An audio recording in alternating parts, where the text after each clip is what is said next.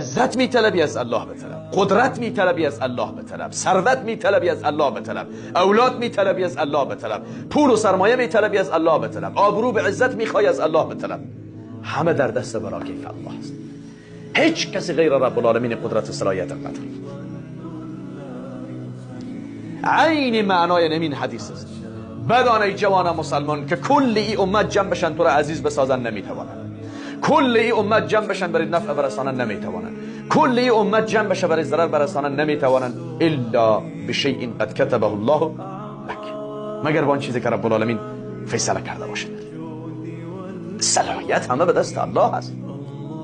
مو خودت چی کاره که اینقدر مغرور بشی، خودخواه بشی و مردم رو به دروازه غیر الله دعوت بکن؟ به همون لحاظ در بحث دعاها هم آمده که وقتی شما میخواهید فقط الله را بخوانید، عبادت برای الله، دعا و طلب از الله، استعانت از الله، از کسی دیگه نمیشه.